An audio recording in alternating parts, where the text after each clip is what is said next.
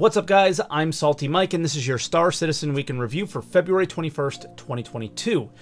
We have a roadmap update, and it should not cause an uproar this week, so that's good. One of the most important features to me in the game is actively being worked on right now, and Jumptown is back during a free fly event. This should be really interesting. All that and more on today's Week in Review.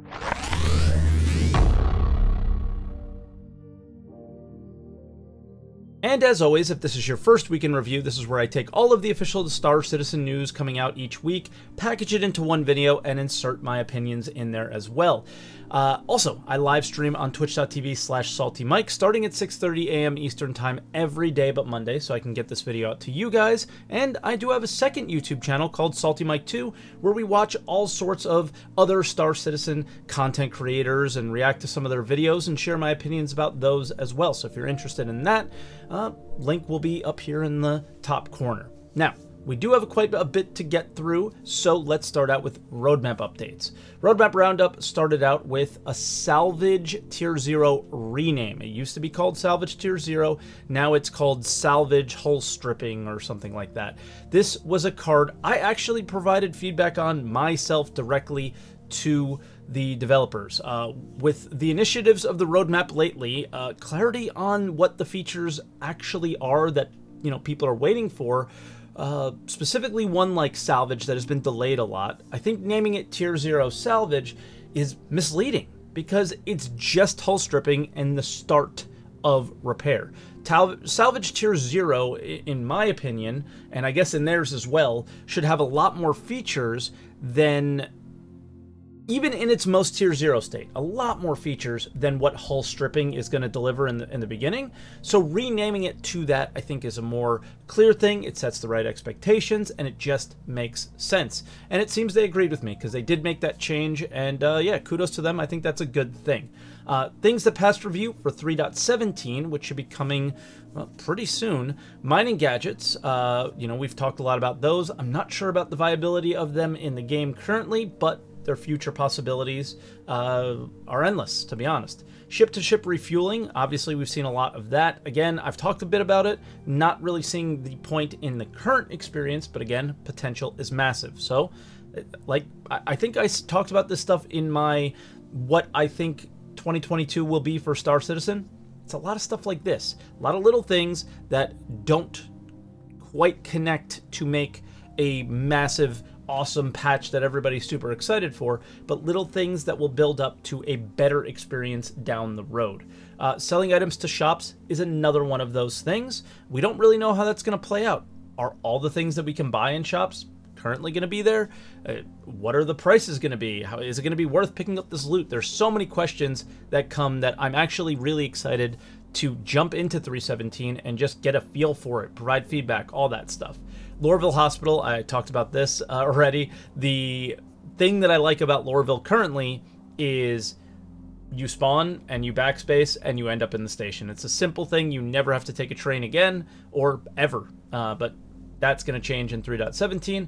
The coffee shop vendor, I think, is a point of contention for a lot of people in the Star Citizen community, but it is a thing that the AI team would work on. It's like the AI team isn't making the ships fly better, so it's one of those things where the AI team can't even do things to make the AI better because we don't have the future stuff needed to, there's tech and dependencies, so what else are they going to do? That's how I look at that. It's just when that's the only thing that got added to 3.17 in the last roadmap roundup, I see where people are coming from. And then the DNA head textures update, we'll talk more about that in a little bit. Added to 3.17 this time around, so not just coffee shop vendors, but also space station clinic variations, which these are the places that you respawn at the stations above a planetary lander zone or like the L1, L2 stations, those. They just want them to have more variation. I don't see this as a priority at all right now, but I don't know what that team would be doing otherwise, right? So you can't be like, this is what you should be doing. This isn't a priority if you don't really know what their priorities are. But it's just one of those things where it doesn't bother me much. Let me know in the comments what you guys think if you really feel that they need variety. Then the progress tracker. So I got this totally wrong on my second channel when I reviewed the roadmap roundup. Zone handling is for designers. It's to spawn objects easier, but as per usual, the focus is on cinematics, so it has nothing to do with gameplay or anything like that at the moment. But clearly a Squadron 42 type thing that's we're kind of getting as well. Entity properties plugin, making it easier to adjust the properties for multiple entities. Not sure, again, how this is going to aid us for the game. The first thing I think of is hopefully improving mining, but I don't know. Distortion propagation, working on the damage type in general, but more importantly, they want to make it so when you hit a certain part of the ship, it expands and damages components in that area. So forcing players to aim at certain areas and having the knowledge of the game to know where to shoot on certain ships to shut down the components that you specifically want to. I've seen some people complain about the game with the smaller fighters. The two gold standard ships are the Gladius and the Saber, and all the components are in one place. And basically you can't miss shutting down the ships completely. And I sort of agreed with them at first. I was like, yeah, this is kind of dumb. Maybe they should move them around. But then somebody made a comment on, I think, my review of this on my second channel, which was, hey, maybe this is what makes medium and heavy fighters have more viability and make people want to fly them more, is they're less susceptible to this type of damage. And I was like, oh yeah, that makes a lot of sense too. So yeah, let me know in the comments below what you guys think. But just in general, the more I PvP, the less I know. So I really default to you guys on these things because, yeah, I just don't know a lot about this. So I'm not really, I don't really feel I am an authority to discuss that one very much. Rope simulation, this honestly just feels like some Squadron 42 stuff because they mentioned like pulleys, things like that. Maybe some puzzle type thing.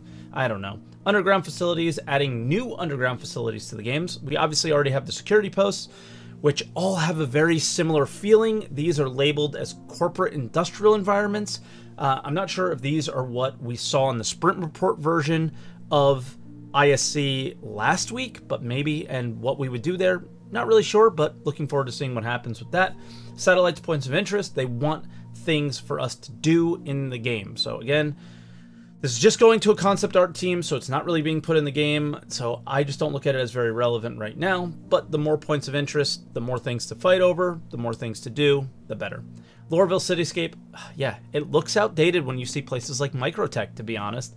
And again, just going to a concept team, so don't expect much from that. Room depressurization. This is something they concepted years and years ago, but never implemented. And they seem to finally be adding this in, which makes the air in the room and maybe ships matter, whether you wear a helmet or not, all sorts of things like that. Cave archetypes. They needed to update caves if they want us to use them, because right now they're pretty underwhelming, so looking forward to seeing what they do. The Tumblr Ranger is a motorcycle. They talk about priorities, and I have no clue how many people are on this team. But the cases for hover bikes are very limited, so adding a motorcycle to that list doesn't really change anything, right?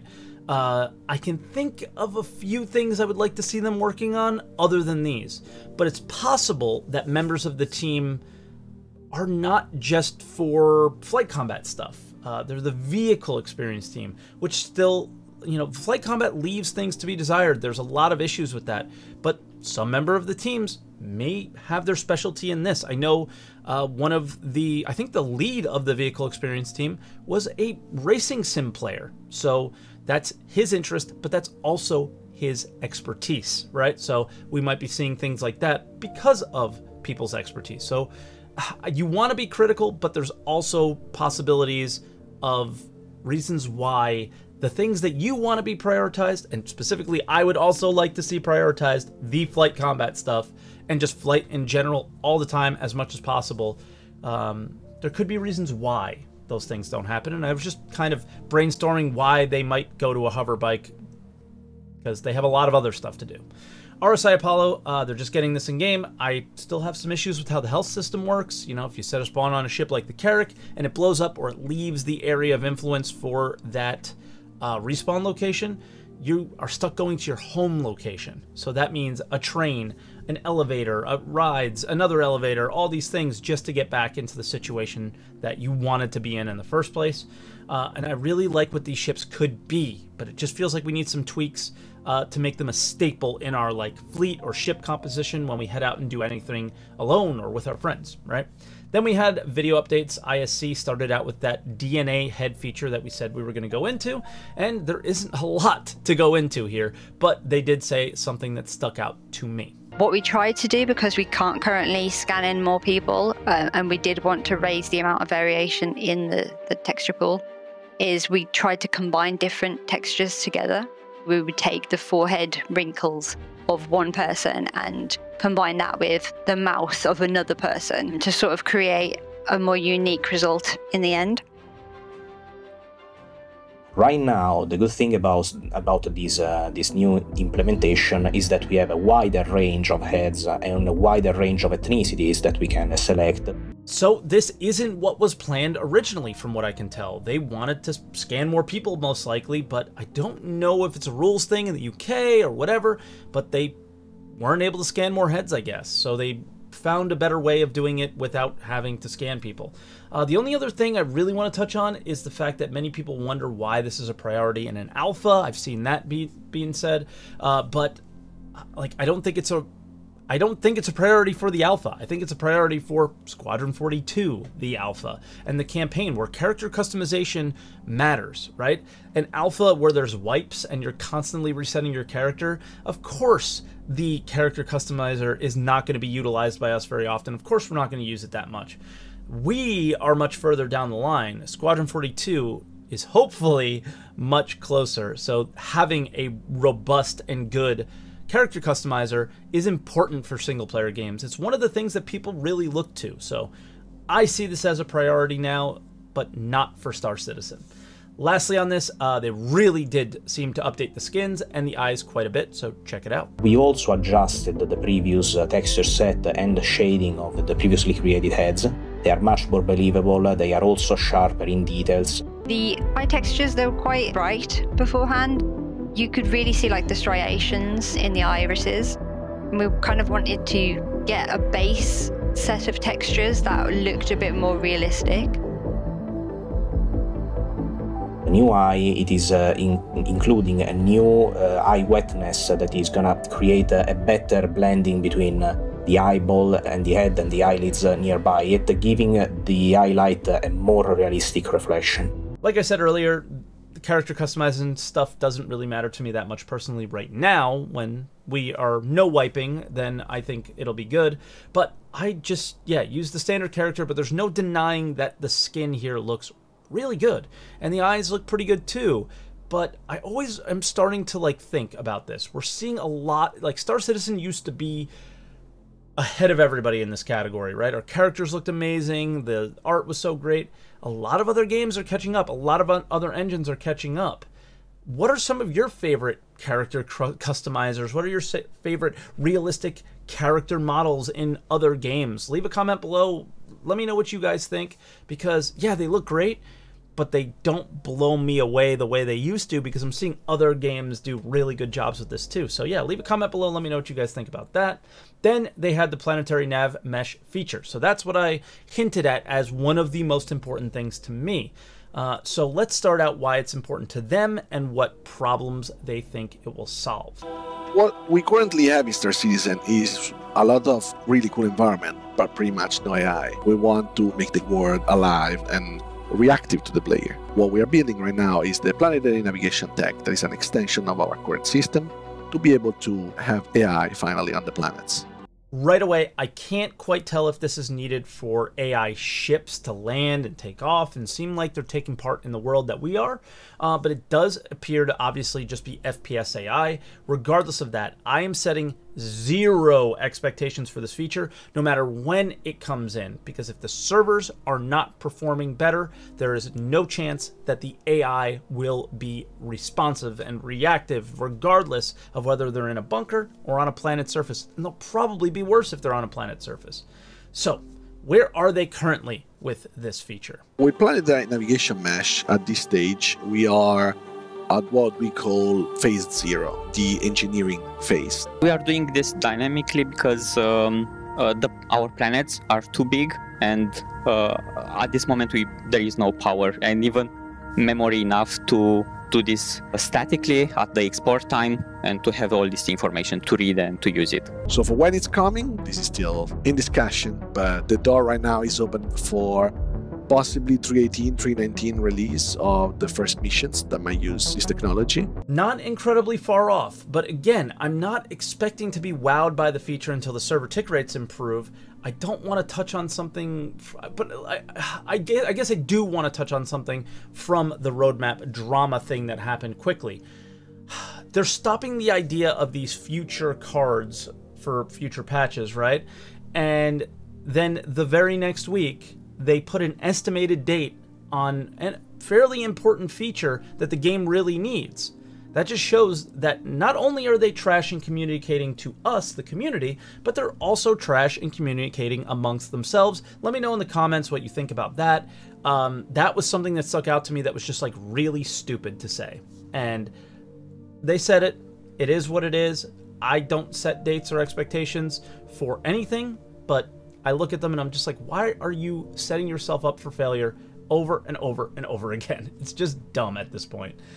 Lastly, what can we actually expect from the feature? The result is basically that you are going to see NPCs walking on the terrain surface, being able to follow you because you hired them or because you some of them entered in combat with you. In the future of Star Citizen, what people will experience is an alive world where NPCs can actually roam across the planet, move freely between structures and very natural environment, where the environment is filled with fauna and animals that can actually move and, use information of the environment, like feed out of the environment or, drink water from a river. And this will really be a game changer because it will really make players experience a world that is alive and not just an environment. I see some people asking what happened to the pyro crab or the cow or whatever, the yeti, right? This is likely one of the major dependencies to even see those things happen based on him talking about like the drinking in the river or stuff like that, right? I'm more interested in the hiring of NPCs, and we did see that the NPC transport missions fell off the roadmap, so I think work here is also a dependency. But yeah, this feature is big to me because we all like the way the game looks. If you don't, I can't believe it, but it would look a lot better and would feel more alive, and it would be a much more pleasurable experience if we had more NPCs to interact with at locations, making those feel alive. And yeah, the hiring of them, all that stuff is an incredible important feature to a game like this, and I'm very much looking forward to it one day when it can work. Not 3.18, 3.19. He also confirmed that 3.19 would be a thing, so, and not a 4.0 or something like that, right? So yeah, there's a lot going on there that is going to take a while to see the fruits of that labor, right? I just don't think we're going to be seeing them right away. Star Citizen Live was another one of those game dev ones where they made a vending machine, so if you're into that stuff, make sure you go ahead and click the link in the description, but nothing really to discuss much on that. Again, the Road to the Pyro stuff, I think it's pretty cringe, and I don't think it's a good thing to be doing because I don't think we're going to be playing at Pyro in 2022, so it just seems like contradictory to all the roadmap stuff that's been going on, basically. Yeah. Other updates. We have a free fly, which is exciting. Star Citizen is free to play until February 25th. Use code GETINTOTHEVERSE on the page that is linked in the description. You get an Aurora MR, which is a basic starter ship, the 100i, which is basically a fancier starter ship and is good in atmosphere, Nomad, which is a premium starter ship, which is bullshit. It's an excuse to upsell something like, the silly menus that they have at a restaurant where you go to it because you like one dish pretty much and you always eat the same thing, but every time you go there, the waiter is like, try this fancy thing that is probably really overpriced and not even that good, and then you go, no thank you, I'll eat the same thing that I eat every other time I come here. That's the Nomad. Cutlass Black. They say it's the pirate's favorite ship here in the description, but in reality, it's kind of really an industry player's favorite ship in the current Star Citizen experience because it's not a very good combat ship, really. And then Prospector. It is the mining ship. There is a larger one called the Mole, but the Prospector is the mining ship. Trust me, it's pretty awesome. If you want to check out mining, this is the ship to do it with. Just make sure you upgrade your laser to like a Lancet or a Helix in the game, okay? Discounted starters. So if you don't have the game yet and you want to get a discounted starter, for the free flight, they're giving some of them away. So Aurora is $5 off down to $40, and I think they would have made it more off, but the reason they don't is because you have to spend at least $40 to get a referral, to count as a referral as well. So that's why the Aurora, like the baseline, is going to be $40, no more, no less there. The 100i is $20 off, gets all the way down to $45. I think if you're considering getting this game, this is the one I would recommend at the moment because of how cheap it is, and it is a very much improved version of the Aurora in my opinion. The Nomad is $24 off and is $71.25. The Cutlass Black is $12 off and is $103. All of these prices may be different depending on where you live. As far as I'm aware, I have 0 state tax on this stuff, and VAT tax is either not included in this price or not included until I get to checkout because VAT isn't quite in Florida yet, but it's going to be coming. So this, I believe, are the baseline prices for the ships. If you are interested, they might be different for you. There is a free fly referral, like I mentioned earlier, so if you sign up a player using your code during this free fly, you and your friend will get this armor weapon set. I don't know why, but I'm obsessed with it. I think it looks so cool. The matching sniper, even though the sniper's not even that good, I just think it looks amazing. So yeah, if you are interested in that, you can buy them on the website, I think, but they're like $12 something. But hey, if one of your friends are interested in the game, you and your friend will get it for free. Jumptown is back. It is on for longer sessions, so instead of like 6-hour sessions, they're doing for like 16 and 24 and all these like long sessions. Also, something of note is they did nerf the boxes last night. When I went to play the day before, they were coming out the standard 30 seconds. The next day, 90 seconds. I don't know if it has changed permanently. I also have heard that the criminal side is paying a lot more.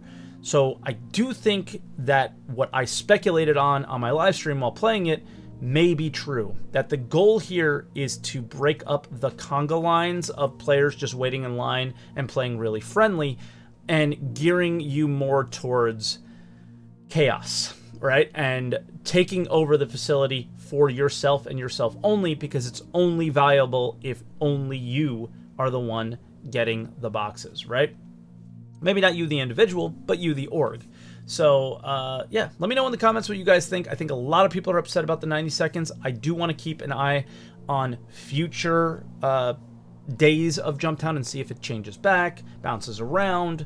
Maybe they're trying new things. Maybe they just want to have some variety out there. I don't know. Link for the post and the schedule is down below. Then we had a sneak peek, which was the Hull A, it looks like. Not much of a sneak peek considering how much they've shown of it already. And then a lore post, which appears to be something about the CDF, the people who give us the missions for Xenothreat. And that'll do it for this week. Thank you so much for watching. As always, all of the things we talk about are going to be linked in the description. And yeah, leave some comments below. Let me know what you think. Yeah, subscribe, like, comment, all that stuff. Check out the second channel, check out my live stream, and I'll see you guys next week. Bye-bye, everybody.